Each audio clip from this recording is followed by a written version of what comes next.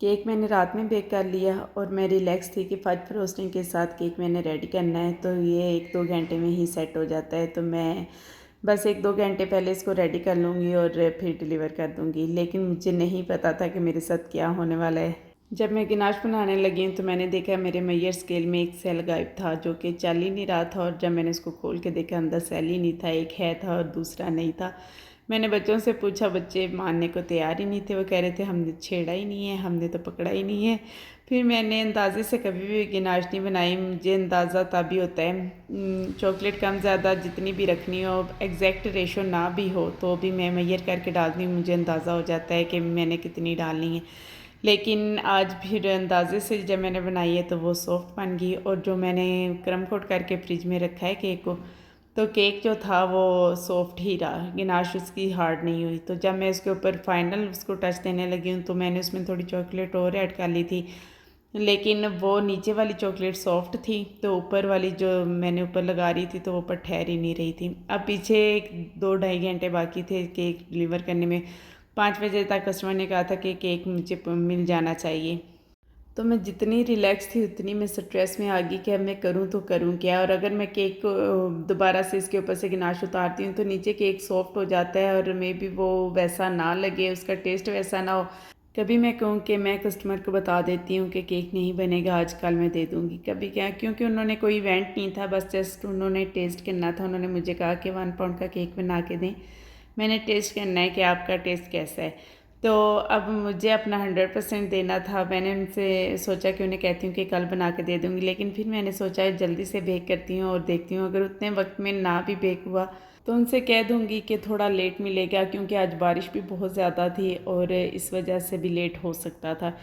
तो एनीवेज़ मैंने केक को दोबारा से बेक होने के लिए रखा और जल्दी जल्दी मैंने केक को बेक किया। उस दौरान मैंने गिनाश दोबारा से बनाई, उसके अंदर चॉकलेट थोड़ी ज़्यादा ऐड की और फिर मैंने उसको दोबारा से मेल्ट किया, फिर ठंडा किया। फिर मैंने उसको तो कुछ नहीं किया, लेकिन मैंने क्रीम को अलग से विप करके, थोड़ी सी क्रीम विप करके फिर मैंने वो गिनाश के अंदर ऐड करके उसको मिक्स किया ताकि वो स्टेबल हो।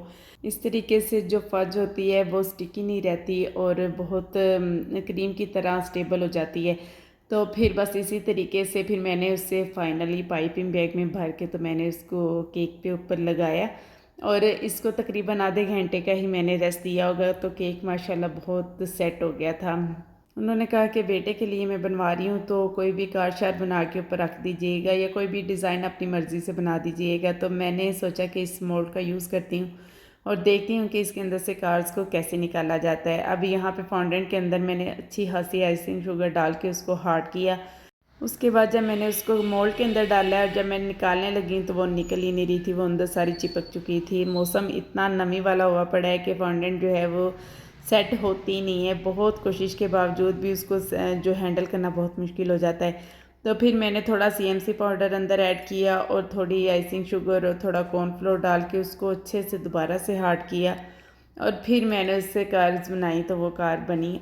जब कस्टमर कोई रेफरेंस पिक्चर सेंड कर देता है तो केक बनाना इजी हो जाता है, लेकिन जब वो आपकी चॉइस पे ही छोड़ देते हैं तो फिर समझ ही नहीं आती। अब मैं काफ़ी देर से कभी कभार केक बनाती हूँ तो मुझे पता ही नहीं चलता कि मैंने अब कौन सा डिज़ाइन बनाना है। पहले मैं सोच के रखती थी कि अच्छा कस्टमर ने मुझे कहा कि आप अपनी मर्ज़ी से केक बना दें तो मैंने फ़लाँ डिज़ाइन ट्राई करना है। तो अब मैं ऐसा सोचती नहीं, क्योंकि पता नहीं कब ऑर्डर आना है कब नहीं, मैं पहले से ही सोच के बैठी रहती हूँ। और आज कुछ स्ट्रेस भी इतना हुआ मुझे कि मुझे कोई डिज़ाइन आता भी था तो भूल गया।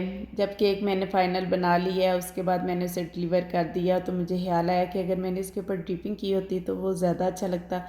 अगर मैंने इस तरह से किया होता तो फिर वो फ्लावर डिज़ाइन बन जाता तो वो बहुत अच्छा लगता। एनीवेज़ कस्टमर को केक तो बहुत पसंद आया था। आप लोगों ने मुझे बताना है कि आपको केक कैसा लगा। तो मैंने इसके किनारों पे थोड़ी सी गोल्डन डस्ट के साथ इसको गोल्डन कर दिया और कार्स के ऊपर जो इतनी ज़्यादा आइसिंग शुगर लगी हुई थी मैंने ऑयल से उसको भी पेंट कर दिया ताकि वो शाइनी भी हो जाएं और नीट लुक हो जाए। और उसके बाद यहाँ पे हमारी जो चॉकलेट गिनाश है वो टोटली सेट हो चुकी थी। मतलब कार्स अगर मैं स्टिक नहीं लगाती तो वो फिसल सकती थी ऊपर से। तो फिर मुझे सिंपल लग रहा था तो मैंने थोड़े से गोल्डन पर्ल्स ऊपर लगा दिए। तो केक मैंने इस तरीके से बना लिया। अब देखने में ज़्यादा अच्छा लग रहा था, पिक्चर में उस तरह से नहीं लग रहा था और कस्टमर को भी बहुत पसंद आया था। उन्होंने बहुत अच्छा रिव्यू दिया, उन्होंने कहा बहुत यम्मी था केक। और आज चूँकि बारिश बहुत ज़्यादा थी, इसलिए मैंने जो केक के लिए स्पेशल बैग्स जो मैंने मंगवा के रखे हुए हैं उसमें डाल के मैंने इसको डिलीवर नहीं किया है। इसको मैंने शॉपर में डाल के डिलीवर किया है, क्योंकि ये बाइक पे जाना था, इसलिए अगर ये वेट हो जाता तो वो उस शॉपर बैग ने फट जाना था, वो जो हमारा शॉपिंग बैग है। तो इस वाले फिर मैंने शॉपर में डाल के ऊपर से अच्छे से बांध दिया ताकि बारिश इसके अंदर ना जाए और केक हमारा सेफली उन तक पहुंच जाए।